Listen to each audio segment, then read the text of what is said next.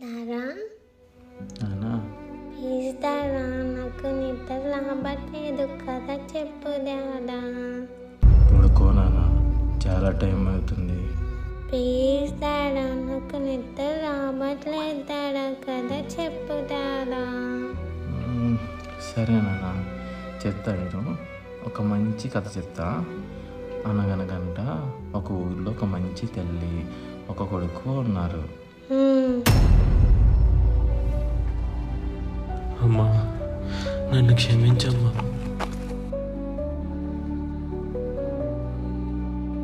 నిన్ను ఎంతగానో బాధ పెట్టానమ్మా. నా తప్పు నేను తెలుసుకున్నానమ్మా.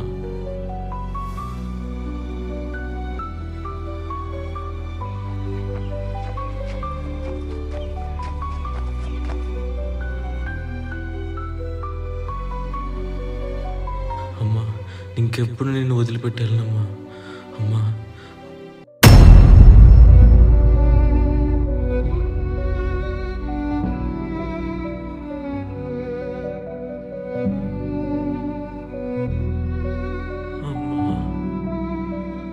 అమ్మా, అమ్మా,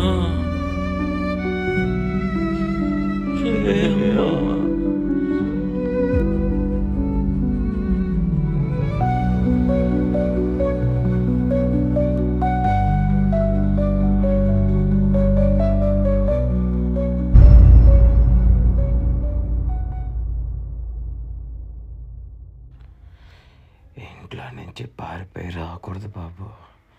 మరి నీకే సమస్య ఉందో ఏంటో మరి. అమ్మా నాన్న ఉన్నారా? నాన్న లేడు, అమ్ముంది. మరి నువ్వు లేకపోతే మీ అమ్మ ఏమైపోతావు?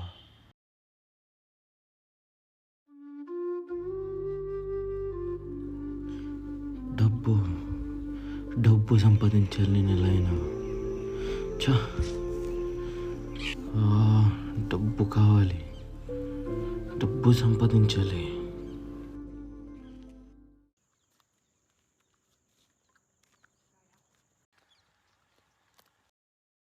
ఇవన్నీ ఎప్పుడు కొనుక్కుంటాను, ఎప్పుడు సంపాదించుకుంటాను, ఎప్పుడు సంపాదించుకుని లైఫ్లో ఎప్పుడు సెటిల్ అవుతాను.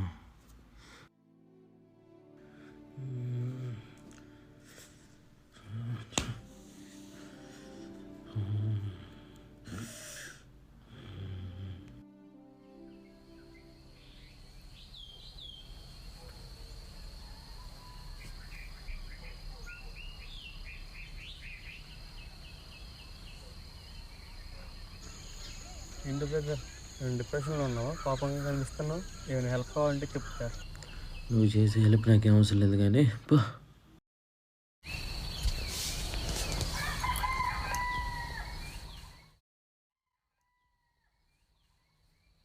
శ్యాము, శ్యాము లెగరా, కాలేజీ టైం అవుతుంది. లేపేసిందిరా బాబు, పొద్దుండే. ఏంటి అసలు ఈ సోది?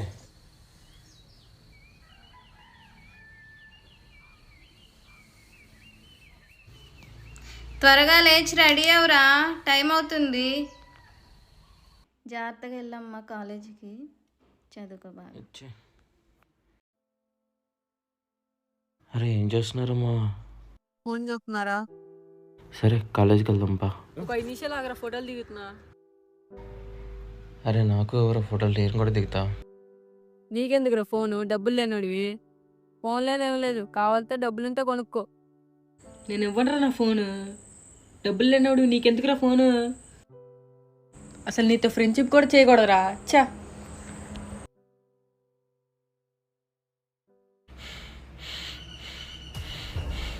నేను లైన్ ఫోన్ కొనుక్కోవాలి. నా సత్తా ఏంటో చూపిస్తే ఏడికి నమ్మచ్చి ఫోన్ కొనుక్కోవాలి. నేనేంటో చూపిస్తా. రేపటికల్లా ఫోన్ కొనేసి చూపిస్తా ఏడికి.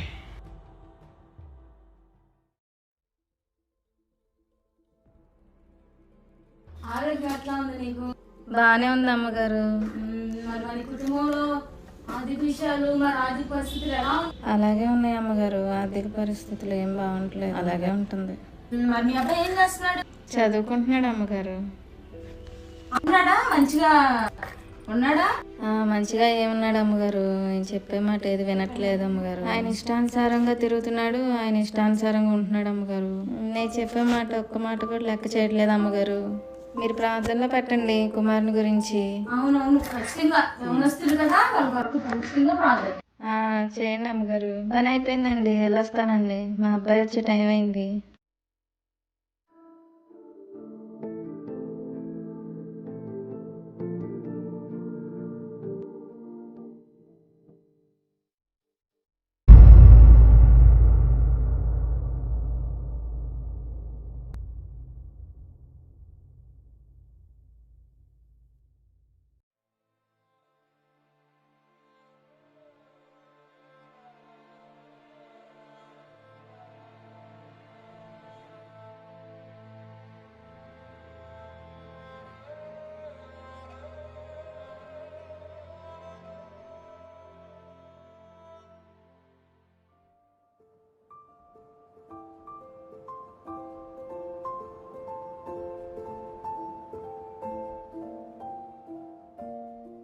ఏంటమ్మా అంత చిరాగ్గా ఉన్నావు?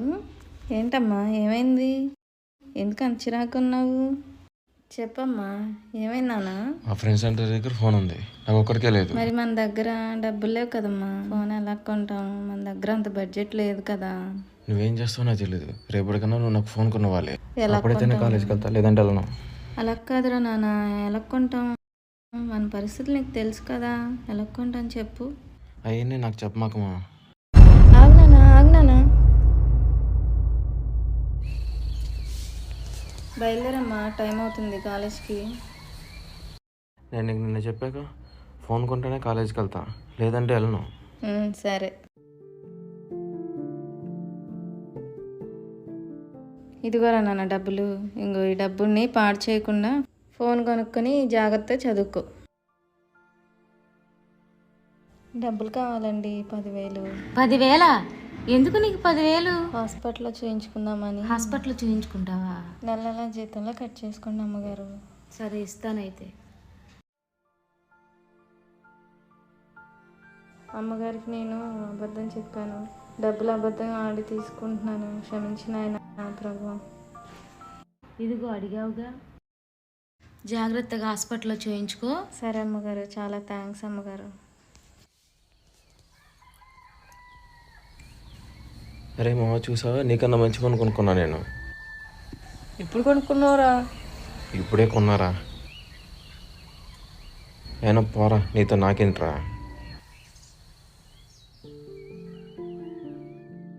అబ్బా, ఈ ఆంధ్ర బైక్ కొనుక్కుంటే ఇలాంటి బైక్ కొనుక్కోవాలి. ఎలా అయినా బైక్ కొనాలిరా.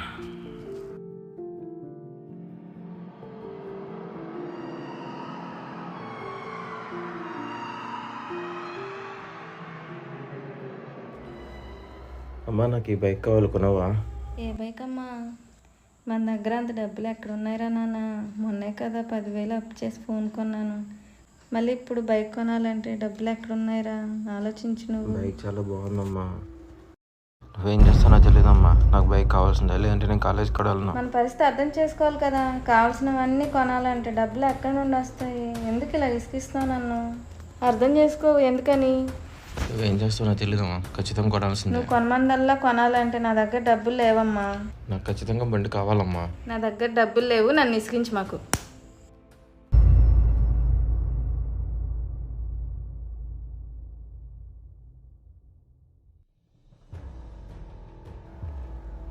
ఒక్క కొడుకుని, మా అమ్మకి నన్ను ఎలా చూసుకోవాలో కూడా తెలియట్లేదు.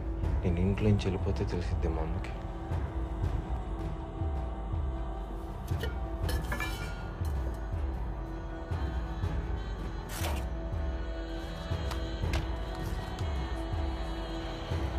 అమ్మా, నేను ఇంట్లో నుంచి వెళ్ళిపోతున్నాను. నా కోసం ఎతకొద్దు. నేను డబ్బులు సంపాదించి నేను ఇంటికి వస్తాను. నన్ను మాత్రం ఎతకొద్దు.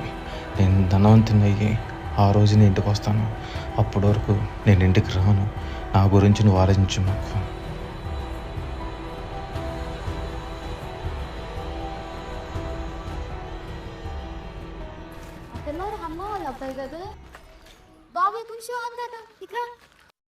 నీ గురించి బాధపడుతుందయ్యా మీ అమ్మ, మాట వింటలేదంట అసలు. కష్టపడి నీ గురించేగా అంతా చేసుకొని మరి నిన్ను చదివించి ఒక మంచి ప్రయోజనం చేయడానికే కదా కష్టపడుతుంది. మాట వినాలమ్మా, అమ్మను బాధ పెట్టకూడదు, జాగ్రత్తగా చూసుకోవాలి. పెట్టబాకు సరేనా? సరే అమ్మగారు, ప్రతి ఒక్కరు వచ్చి తలాలు ఇచ్చేవాళ్ళే.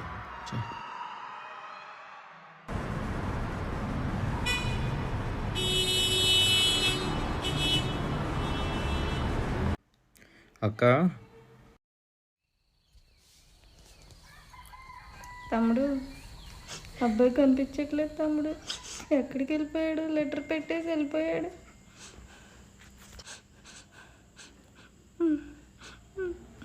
సరే అక్క, నువ్వు బాధపడమాకు, నేను ఎదుగుతాను, నువ్వు ఇంట్లో ఉండు. నాన్న, మరి అతను పారిపోయి ఏం చేశాడు? అతని దగ్గర ఉన్న డబ్బులన్నీ అవుట్ చేసేసి ఇష్టం వచ్చినట్టు తిరిగాడు నాన్న. దేవుని భయం కూడా లేకుండా ఎట్లా పడితే అట్లా జీవించాడు. అబ్బా, ఏముందరూ ఈ లైఫ్? నా ఇష్టం వచ్చినట్టు నేను బతుకుతున్నా, ఇష్టం వచ్చినట్టు తిరుగుతున్నా, కావాల్సినవన్నీ కొనుక్కుంటున్నా. నాకేంట్రా, దర్జాగా బతుకుతున్నా. ఇదే లైఫ్ ఇట్లా కంటిన్యూ చేస్తే ఎంత బాగుంటుందో. ఏదైనా డబ్బులు సంపాదించి నేను మా ఊరు వెళ్తా. ఆహాహాహాహా.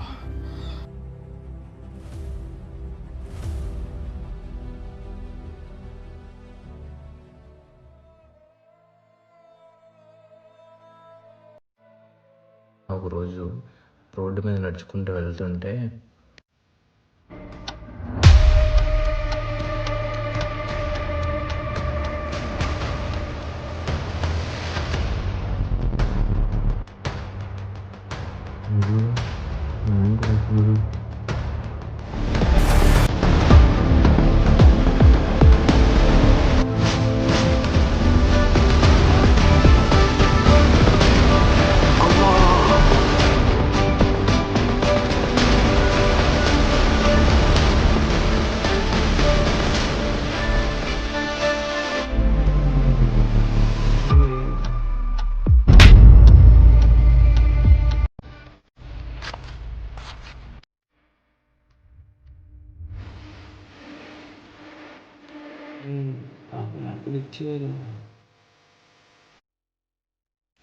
ప్రభా, నా కుమారునికి నీ కాపుదల దయచేయండి తండ్రి. మారు మనసు పొంది తిరిగి ఇంటికి రావడానికి సహాయం చేయండి తండ్రి. నీ సన్నిధిలో జీవించే కృపను అనుగ్రహించు తండ్రి.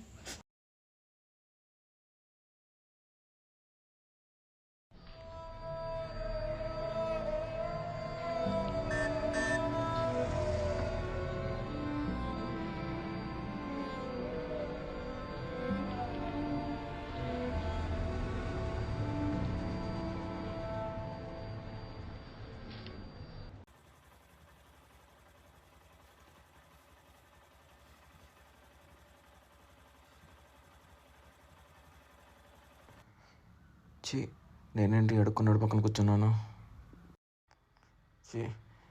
ఈడవుతారు.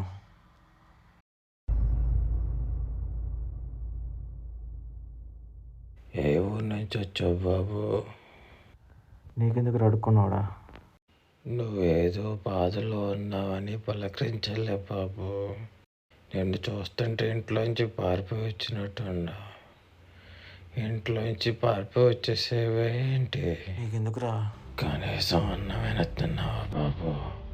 నువ్వేమనుకోనంటే నా దగ్గర కొంచెం అన్నం ఉంది, పెట్టమంటావా? ఇదిగో బాబు, అన్నం తిను. ఎప్పుడు తిన్నావా ఏంటో? మాడుకున్న వాళ్ళకి ఇయ్యే పెడతారు బాబు.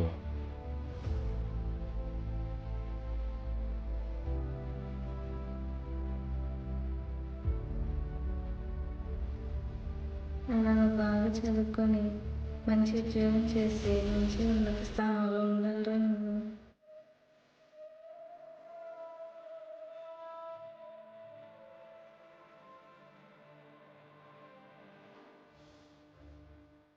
ఇంట్లో నుంచి పారిపోయి రాకూడదు బాబు. మరి నీకు ఈ సమస్య ఉంది ఏంటో మరి? అమ్మ నాన్న ఉన్నారా? నాన్న, అమ్మ ఉంది. నువ్వు లేకపోతే మీ అమ్మాయి పొద్దు మరి. నాకెందుకులే మళ్ళీ అడుక్కున్నాడు అంటావు మళ్ళీ. ధర మరి అతను మళ్ళీ వాళ్ళ అమ్మ కోసం ఇంటికి వెళ్ళిపోయాడా? లేదు నాన్న, తన మొహం కూడా వాళ్ళ అమ్మకి చూపించలేని స్థితిలో ఉండిపోయాడు. ఇంటికి ఎలా వెళ్ళాలి, తన అమ్మకి మొహం ఎలా చూపించుకోవాలో తెలియక ఇంటికి కూడా వెళ్ళలేదు నాన్న. మరి తర్వాత ఏమైంది? రోజు నడుచుకుంటూ రోడ్డు మీద వెళ్తుంటే అనుకోకుండా చర్చిలోకి వెళ్ళాడు నాన్న.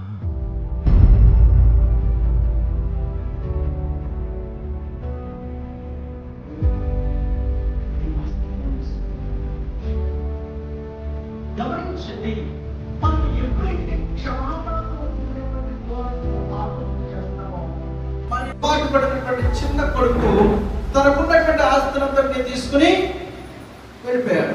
దూర ప్రాంతానికి వెళ్ళిపోయి ఈజ్ వర్కింగ్ లైక్ శత విధాలా ఖర్చు పెట్టుకున్నాడు, మంచిగా గొప్పగా తయారవ్వాలనుకున్నాడు. బట్ ఎవ్రీథింగ్ ఈజ్ నార్మల్ అయిపోయింది. అంత సామాన్యమైన స్థితిలోకి వచ్చేసింది. తన ఆలోచనలన్నీ కూడా బెడ్స్ కొట్టేసాయి. అంతా కూడా పాడైపోయింది, మొత్తం కొలాప్స్ అయిపోయింది. ఇదిగో పాపములు తన వర్ణించేసాయి. తనలో బెదిరించేసింది, భయం వచ్చేసింది. అయ్యో నా బ్రతికి నేను ఎలా బ్రతకాలి, నా జీవితం ఏమైపోతుంది, నేను ఎలా జీవించాలి, ఇక నేను ఎందుకు చచ్చిపోతాను, నా బ్రతికి ఎందుకు పనికిరాదు, ఇక నా జీవితం శూన్యమని తను చావడానికి సిద్ధమైనటువంటి దూరంలో అలా దిక్కుతోచినటువంటి పరిస్థితిలో, తినడానికి తిండి లేనటువంటి పరిస్థితిలో పాపముల చేత బంధించబడ్డాడు. పాపములు ఏం చేసింది? తన్ని ఏమనిపిస్తుంది తన మనసులో? ఒకటి, నేను నా తల్లిదండ్రులను మోసం చేశాను, ఇదొక పాపం. నా అన్నను మోసం చేసి ఆస్తులు తీసేసుకున్నాను, ఇదొక పాపం. నా వారందరినీ కూడా నేను బాధ పెట్టాను, పెట్టాను. ఎన్ని అపరాధాలు చేశాను, కష్టపడి సంపాదించిన నా తండ్రి సంపాదన అంతా కూడా వ్యర్థం చేసేసాను. ఇంకెందుకు నేను బ్రతకాలి? చాలా సిద్ధం అయిపోయినటువంటి పాపాలు నా మనసు మార్చుకుని, నా తండ్రి దగ్గర అనేక మందికి అన్నము సమృద్ధిగా ఉంది, ఇక్కడ నేను ఆకలితో చచ్చిపోతాను, నేను లేచి నా తండ్రి దగ్గరికి వెళ్తాను, నా తండ్రి దగ్గరికి వెళ్ళి నేను అంటాను, తండ్రి నీకు నువ్వు పరలోకమందున దేవునికి నేను వ్యతిరేకంగా ప్రవర్తించాను, నా పాపమును క్షమించాను, నేను మొరపెట్టుకుంటాను అని చెప్పాను. వాడు లేచి ఒక్కసారిగా ఉరుకుతా ఉన్నాడు. దేవుని స్తోత్రం. పశ్చాత్తాపంతో తిరిగి వచ్చేటువంటి ఆ యొక్క కుమారుని చూసి తండ్రి చాలా సంతోషించాడు. పరిగెత్తుకుంటూ వెళ్ళి ఆ యొక్క కుమారుని గట్టిగా పట్టుకుని మెడగా గుడ్డు పెట్టుకుని ఇంటికి తీసుకుని వెళ్ళి గొప్పగా సంభావన చేయడానికి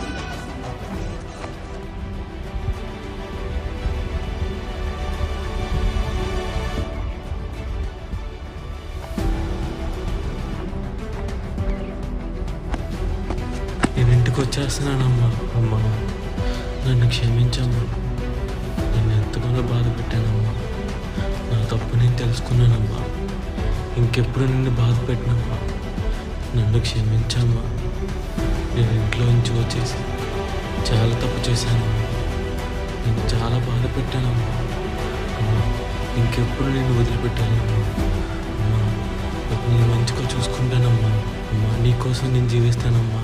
నేను ఇంటికి వచ్చేస్తున్నానమ్మా.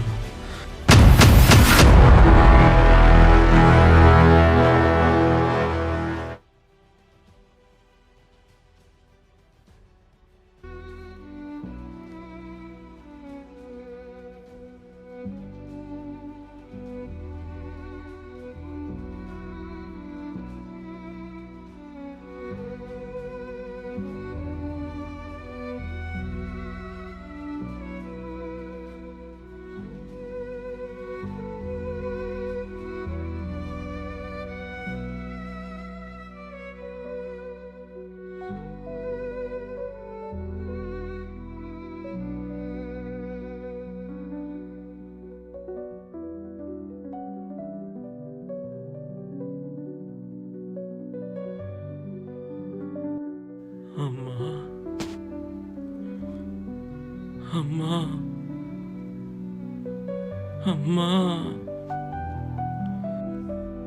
లే అమ్మా, అమ్మా లే అమ్మా, లే అమ్మా.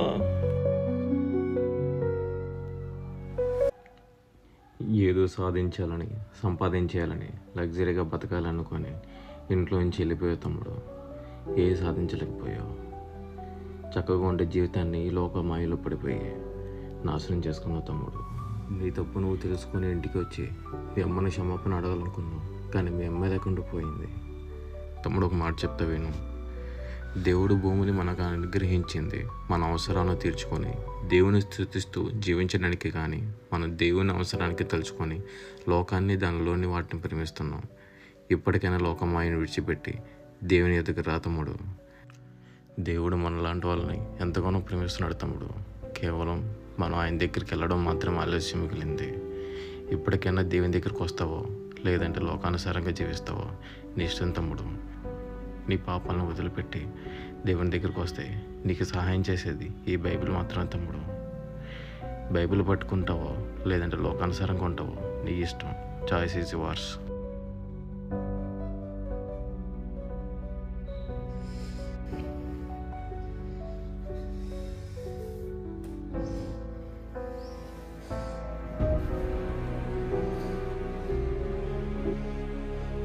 ప్రభువా నన్ను క్షమించయ్యా. నాన్న మరి అతను ఏమయ్యాడు, ఎలా ఉన్నాడు? అది నేనే నాన్న. ఆ రోజు పట్టుకున్న బైబిల్ ఈ రోజు వరకు వదిలిపెట్టలేదు నాన్న. తప్పిపోయి తన తండ్రి దగ్గరికి తిరిగి వచ్చినటువంటి కుమారుడు తండ్రి ఎదుటను పరలోకమందున్న దేవుని ఎదుటను పాపం చేశానని ఒప్పుకున్నాడు. ఇది బైబిల్లో మనం చూస్తున్నాం. మరి ఈ తప్పిపోయి తిరిగి వచ్చినటువంటి కుమారుడు చెప్పుకోవడానికి తన తల్లి లేదు, ఒప్పుకోవడానికి తన పాపమును ఎవరూ లేరు. ఈరోజు ఈ కుమారుడు చెప్తున్నాడు, నీవు పాపము చేస్తే అది ఏ విధంగానే నిన్ను పట్టుకుంటుంది. ఈ తప్పిపోయి తిరిగి వచ్చిన కుమారుడు తన తల్లిని కోల్పోయినట్టుగా నీ పాపం ద్వారా నువ్వు ఎన్ని కోల్పోవాలో, ఎవరిని కోల్పోవాలో ఆలోచన చేసుకో. దేవునికి దగ్గరగా నడవటానికి సిద్ధపడు.